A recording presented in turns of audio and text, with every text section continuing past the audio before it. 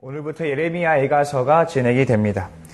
예레미야 애가서에 대해서는 알려진 정보들이 사실 그닥 많지 않은 것이 사실입니다. 우리는 저자가 누군지도 특정할 수가 없습니다. 다만 예레미야 애가는 곳곳에서 볼 수 있듯이 예루살렘 멸망과 바벨론 포로라는 역사적 사건을 반영하고 있다라는 것이죠. 사실 유대인들에게 이 예루살렘 멸망, 성전의 파괴, 그리고 바벨론으로 끌려가는 것은 매우 충격적인 사건입니다. 이따 예루살렘이 멸망했다는 것은 다시 말해서 바벨론의 신에게 이 야훼가 패배했다라는 뜻이며 또 야훼가 사는 집이 무너졌다라는 뜻이고 이제 더불어 그들이 포로로 끌려갔다는 것은 이제 정말 하나님께 버려졌다라는 그런 의미로 받아들여질 수 있습니다. 여러모로 예루살렘 멸망은 굉장히 유대인들에게 전 민족에게는 엄청난 충격으로 남는 사건이라고 할 수 있습니다. 더불어 유대인들에게는 하나님의 선민의식이라는 이런 특권의식이 있었죠. 그들은 하나님께 선택받은 백성이다라는 이 특별한 의식을 가지고 있었기 때문에 그들에게는 엄청난 이 오해가 있었는데 그들은 이제 자신들이 그렇게 혐오에 맞지 않는 이방인들과 그리 다를 바 없는 삶을 살면서도 그들은 자신들은 그들과 다르다라는 의식 속에 살았습니다. 결국 그들은 그래서 하나님이 다른 이방 민족은 심판해 주실 것을 기대하면서도 정작 자신들을 향해서는 하나님의 구원과 회복이 임할 것을 기대했었습니다.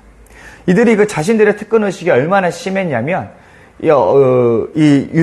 남유다가 멸망하고 바벨론 포로기를 끝내고 나서도 이 특권의식이 사라지지 않습니다. 그래서 초기 기독교에서 이제 유대인들이 이방인들을 바라보는 시선이 굉장히 여전히 천민의식을 가지고 바라보던 그런 의식들이 남아 있었죠. 그래서 로마서를 보면 바울이 유대인들을 향해서 이야기하죠. 너희들이 그런 특권의식을 가지고 있지만 너희들이 선민이라는 의식을 버려야 한다라는 것을 비판합니다. 이들이 한번 망했음에도 불구하고 고칠 수 없었던 것이 선민의식이라는 거예요. 이들이 선민의식에 굉장히 견고한 생각을 가지고 있었고 그래서 절대로 우리들은 망하지 않는다. 하나님이 우리를 붙들고 있기 때문에 하나님 택한 민족이기 때문에 하나님이 절대로 우리는 망하게 내버려 두지 않을 것이고 우리를 반드시 지킬 것이다라는 그런 의식 속에 살았던 사람들이 바로 유대인입니다. 그리고 이 유대인들의 이 견고한 생각이 완전히 박살이 나는 사건이 바로 이 예루살렘 멸망이라는 것이죠. 그래서 우리가 이제 그 엄청난 충격 속에서 이제 예레미야 애가가 그 예루살렘의 멸망을 애도하는 시로 이제 쓰여지는 것입니다. 그래서 이 예레미야 애가는 유대 민족이 겪었던 충격과 더불어 포로로 끌려갔던 그 치욕스러운 사건에 대한 뼈아픈 고통을 담고 있는 책이라 할 수 있겠습니다. 그런데 이 애가서는 그저 그들의 비명과 절규로만 도배되어 있지는 않습니다. 오히려 이들은 그 고통 속에서 이 고통에 대한 뜻을 찾아냈던 것이죠. 곧 하나님의 뜻이 무엇인지 현실에 대한 신학적인 작업에 착수해 들어갑니다. 결국 그들이 내린 결론은 뭐냐면 이 자신들의 현실, 자신들이 이렇게 망하게 된 것은 하나님의 진노의 결과였다는 거죠. 이제 자신들을 망하게 한 것도 또 하나님이고 자신들에게 침범에 들어온 적국들이 자신들의 나라에 침범에 들어온 것도 또 하나님이 시키신 일이라는 거예요. 그러니까 이 자신들의 모든 멸망이 자신들의 어떤 국가의 힘이 약하였거나 어떤 전략의 실패가 아니라 이 모든 건 그저 하나님에게서 비롯된 것이라는 결과에 이르게 됩니다.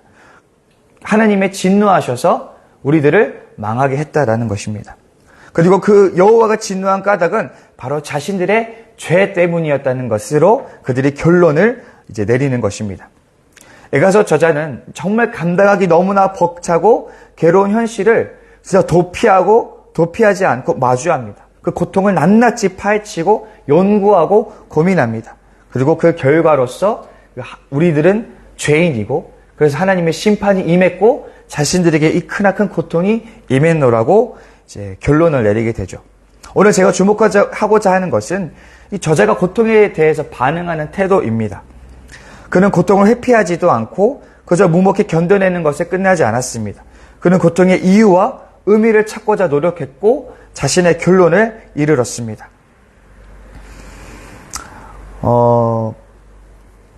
하이데거라는 학자는 이 죽음에 대해서 굉장히 천착한 학자입니다. 그는 죽음에 대한 불안을 느낄 때 그것이 우리의 일상을 무너뜨린다고 보았습니다. 그리고 죽음의 불안을 똑바로 마주하게 될 때 진정한 자신을 발견하게 된다고 말했습니다. 여러분, 우리가 세월호 사건이 일어난 지가 이제 9년째입니다. 한국 사회는 이 세월호 사건 전후로 나누어질 수 있지 않을까 싶습니다. 이 사건을 언급하는 것은 매우 조심스러운 면이 있습니다. 근데 이 사건은 여러모로 정말 한국 사회에 많은 것을 바꾸어 놓았습니다. 이 세월호 사건이 있은 바로 직후 100명의 학부모들에게 물어본 결과 이 절반이 넘는 부모님들이 아이들에게 바라는 어떤 기대와 교육 목표와 양육 철학이 완전히 바뀌었다는 결과가 이제 보고됐어요. 어떤 부모님은요, 아이가 다니던 학원을 전부 다 그만두게 했어요. 다른 한 부모는 자녀들에게 더 이상 성적을 말하지 않게 되었다고 말합니다. 또 어떤 부모님은 그저 아이들이 뛰어놀게 하도록, 그저 아이들이 원하는 것을 무조건 하게 했다라고 그렇게 이제 바뀌었다라고 고백하는 부모님들이 있었습니다. 이 부모님들의 공통점은 그들이 기존에 추구하던 것들이 바뀌었다라는 것이죠. 우리는 많은 경우 세상의 풍속에 떠밀려 살아갈 때가 많습니다. 이미 짜여진 세상의 틀 속에서 맞춰 살아가면서 남들의 시선과 기대 속에서 살아갑니다. 그러다 보면 삶의 관성 때문에 멈추지도 못한 채 그저 남들이 살아가는 대로, 세상 흘러가는 대로 살아갑니다. 그런데 바로 이런 일상적인 세계가 무너지는 때가 있습니다. 바로 죽음의 냄새를 맡았을 때, 우리가 죽음이라는 것을 겪었을 때, 또는 죽음에 가까운 고난과 그 악을 경험하게 될 때, 기존의 우리의 삶의 일상이 멈추게 되고 무너지게 되고 완전히 해체된다라는 것입니다. 그런데 그 중요한 것은 여기서 끝나는 것이 아니라 우리가 그 죽음의 불안을 똑바로 마주하게 될 때, 그것을 우리가 직시하고 그것을 파고 들어갈 때 우리가 그 안에서 값진 것을 발견할 수 있는 기회가 될 수 있다라는 것입니다. 여러분들, 유대인들이요, 선민사상에 취해서 정말 율법에 대한 안일한 태도를 가지고 살았어요. 여러 고고학적인 발굴에 의하면 정말 이 유대인들이 이스라엘 사람들뿐만 아니라 유대인 사람들이 얼마나 좀 안일한 삶을 살았냐면, 신앙에 있어서 그들은 혼합적인 종교를 가지고 살았습니다.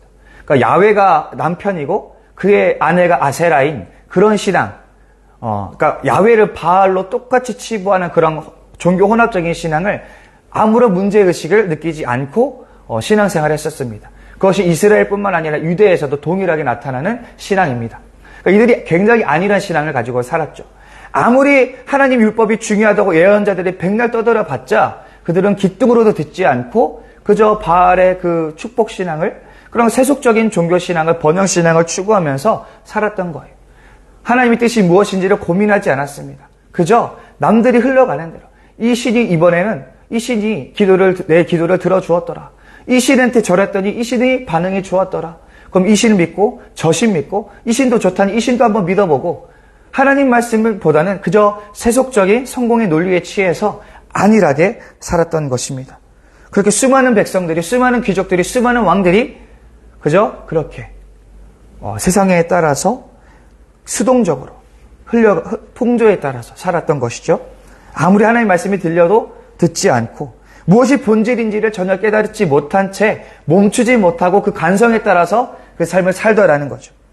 그리고 그 삶의 철퇴를 내리신 것이 바로 예루살렘 멸망이라는 것입니다. 그리고 그들이 예루살렘이 멸망했을 때, 바벨론 포로기라는 정말 죽음과 같은 시간을 그들이 통과하게 됐을 때,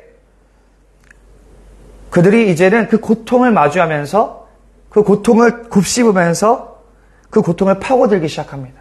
왜 우리에게 이런 고통이 임했느냐? 왜 우리에게 이런 악이 임했는가? 고민하고 기도하면서 그들이 다다랐던 결론은 무엇이냐? 우리는 하나님 백성이라는 본질을 깨닫게 됩니다. 우리들은 하나님 백성이었는데 우리가 하나님 백성처럼 살지 못했다. 우리는 죄인이었다라는 자신들의 실존을 그들은 발견하게 된 것입니다. 오늘 저자가 이렇게 말합니다. 내 죄악의 멍에를 그의 손으로 묶어 얽어 내 목에 올리사 내 힘을 피곤하게 하셨으며, 오늘 이의 고백을 우리가 보게 됩니다. 그들이 다다른 고백이 무엇입니까? 이 모든 악은 우리가 죄인이었기 때문에 당한 것이다. 왜 우리가 죄인이냐? 우리가 하나님 백성인데 하나님 백성답게 살지 못했다라는 그 실존을 그들이 마주하게 되었다라는 것입니다. 우리가 읽는 이 구절은 이 에가서의 기자의 눈물 어린 그 노고가 담겨진 귀한 고백인 것입니다. 성경을 바라보는 수많은 관점들이 있습니다. 제가 공부하며 고민하면서 제가 선택한 입장은 무엇이냐면, 오늘날 우리가 성경을 읽는 이 성경의 대다수의 입장은,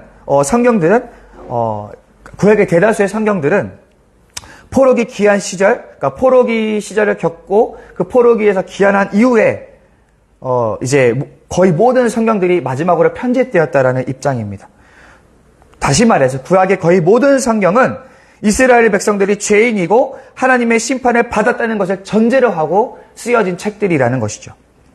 진정한 성공도 행복도 부와 명예도 하나님 말씀을 신실하게 따랐는가 그렇지 못했는가를 기준으로 이들의 신앙이 완전히 재편되는 것입니다. 그리고 이 포로기 이후에 이 이스라엘 사람들의 삶과 신앙과 모든 역사가 바로 이 기준 하나로 하나님 말씀을 지켰는가 그렇지 않았는가 이 기준으로 모든 것이 새롭게 다시 쓰여져 나가는 것입니다. 그들은 온 민족이 공멸이라는 정말 숨쉬기조차도 삶을 견뎌내기도 쉽지 않은 그 고통의 현실 속에서 한 가지 결론에 다다랐습니다. 여러분, 그들의 귀한 그 고통 중에서 그들이 건져낸 진리 이 하나의 진리가 지금도 생생히 살아서 수많은 성도들에게 역사하고 있습니다. 하나님 말씀을 따랐는가? 하나님 말씀을 지키지 않았는가? 이것이 삶의 기준으로 지키고 살아가는 수많은 성도들의 속에서 여전히 그 진리가 살아 숨쉬고 있는 것입니다. 제가 주목하고자 하는 것은 하나님 말씀을 따르면 성공하고 하나님 말씀을 따르지 않으면 망한다라는 이야기를 하고자 하는 것이 아닙니다. 누군가 재앙을 만났다면, 고난을 만났다면 그것을 하나님이 내리신 징벌로 심판으로 이해하라고 말하는 것이 아닙니다. 많은 사람들이 이유 모를 고난을 두고 이렇게 말하고 싶어하는 유혹들이 있어요. 더러는 그 유혹을 뿌리치지 못해서 타인의 고난을 두고 심판을 운운하죠. 그러면서 목에 연자맷돌을 하나 더 매다는 일을 벌입니다. 근데 사실 이 논란에 대해서는 이미 예수님이 종교를 지으셨어요. 한 번은 제자들이 38년 된 병자를 보면서 그의 질병이 자신의 죄 때문인지 그 부모의 죄 때문인지 대체 누구의 죄 때문인지에 대해서 묻습니다. 예수님이 둘 다 아니다라고 대답하셨습니다. 여러분, 칼의 위험성을 아이에게 가르치기 위해서 칼로 아이를 찌르는 부모는 없습니다. 마찬가지입니다. 우리는 그런 하나님도 상상할 수가 없는 거예요. 그 백성에게 귀한 어떤 말씀을 깨닫게 하려고 그 백성을 짓밟는 그런 하나님 우리는 상상할 수가 없는 것입니다. 심지어 오늘 에가서 저자가 그것을 말하고 있을지라도 우리는 그런 식으로 성경을 해석하는 위험을 피해야 할 것입니다. 그럼에도 제가 오늘 주목하고자 하는 것은 무엇이냐면 바로 이 에가서의 고난을 대하는 태도입니다. 그는 고난을 우상으로 섬기거나 그 고난을 절대화해서 인생을 허비하지 않습니다. 물론 오늘 성경에서는 여러 수수학적 표현을 통해서 상당 부분의 고통에 대해서 할애하고 있습니다. 그러나 그는 그 고통 속에서 들의 자신이 누구인가를 돌아보고 어떻게 이 고통 중에서 어떻게 나아가야 할지를 그가 모색했다라는 것이죠. 고통은 너무나 강렬한 것이어서 그것이 절대적인 것으로 여겨질 때가 너무나 많습니다. 마치 모든 것이 끝난 것 같고 정말 아무런 삶의 가능성도 열려져 있지 않은 모든 것이 닫혀져 있는 것 같이 여겨질 때가 있습니다. 우리의 모든 상상력과 시선과 관점을 다 빼앗아가고 삶의 모든 의욕을 다 빼앗아갈 때가 있습니다. 어떤 이들은 그 고통 속에서 수년씩, 십수년씩 살아가기도 합니다. 물론 우리가 고통에 아파하는 것을 어떻게 정지할 수 있을까요? 우리는 충분히 아플 때 아프다고 말할 시간이 있어야 됩니다. 그 아픔을 삭힐 시간이 반드시 필요합니다. 어떤 고통을 가슴에 새겨야 하고 기억해야 될 수도 있습니다. 그러나 동시에 고난은 수동적이고 피상적이던 내 삶을 그저 흐르던 대로 관상에 따라 살아가던 내 삶을 깨트려버리고 보다 더 중요한 것이 무엇인지를 깨닫게 하는 귀한 시간이 될 수도 있다라는 것입니다. 한번 우리 손정희 장로님께서 사석에서 그런 말씀을 하셨어요. 일찍 망하는 게 복이다. 일찍 망하지 않으면 나중에 더 크게 망한다. 제가 이것을 들으면서 어떤 생각을 했냐면 이런 말들은요, 그저 망한 것에 한탄하는 시간을 보내는 사람에게서 나올 수 없는 고백이죠. 그 고통 속에서 무언가를 건져 올린 사람이 할 수 있는 고백인 것입니다. 그저 내가 망했다, 그저 내가 실패했다라는 것에 고통스러워하며 절규하며 시간을 보내는 사람들은 절대 이 고백을 할 수가 없어요. 이 고통 중에서도 이겨내고자 결단하고 그 안에서도 살아내고자 일어나는 사람들, 그곳에서, 그 고통 속에서도 무언가를 건져내고자 했던 사람들, 그런 사람들에게서 발견할 수 있는 고백이라는 것입니다. 우리 성도님들, 우리가 당하는 결핍과 고통들 충분히 아파하십시오. 충분히 울고 절망하십시오. 그러나 그 고통 자체를 우상화하지 마시고 그 고통이 남은 내 인생마저 집어삼키지 않도록 내버려 두지 마시기 바랍니다. 더불어 그 고통으로 잠시 멈추게 되었을 때에, 두 손과 마음이 텅 비게 되었을 때에 바로 그때 비로소 볼 수 있고 느낄 수 있는 것들을 건질 수 있는 우리가 될 수 있기를 바랍니다. 이 시편, 이 에가서 기자가 그 고통 중에서 귀한 그 신앙의 진리를 발견한 것처럼 우리도 그 고통 중에서 귀한 하나의 진리를 발견해낼 수 있는 우리가 되었으면 좋겠습니다. 분명 우리가 고통당할 때, 우리가 멈추게 되었을 때, 우리가 무너지게 되었을 때, 우리가 낮아지게 되었을 때에 비로소 볼 수 없었던 것을 볼 수 있는 그 무언가가 분명히 있습니다. 알지 못했던 것을 알 수 있는 그 무언가가 있습니다. 니체란 철학자가 이런 말을 했어요. 나를 죽이지 못하는 고통은 나를 더 강하게 만든다. 성경 말씀은 아니지만 정말 귀중한 말씀 같습니다. 고통이 사람을 성장케 한다는 것은 이미 수많은 사람들, 수많은 지혜자들, 수많은 철학자들, 수많은 신앙의 위인들이 고백했던 정말 우리가 귀담아 들어야 되는 진리 중에 하나입니다. 우리 성도님들, 내 삶을 죽이고자 하는 엄청난 고난과 악을 마주하게 될 때 우리는 아파할 수 있으나 절대 그것으로 무너지지 않도록 나 스스로를 겸비하고 돌아보며 그 안에서 정말 주님의 귀한 진리를 건져낼 수 있는 은혜가 우리 모두에게 있기를 소망합니다. 하나님 놀라우신 은혜가 우리에게 임해서 그 아픈 중에도 일어날 수 있는 은혜를, 힘이 우리에게 주어지고 그 고통 중에서도 무언가를 깨닫게 되고 그 고통 중에서도 무언가를 건져낼 수 있는 우리 모두가 될 수 있도록 그 축복이 우리 모두에게 임할 수 있기를 간절히 소망합니다. 기도드리시겠습니다.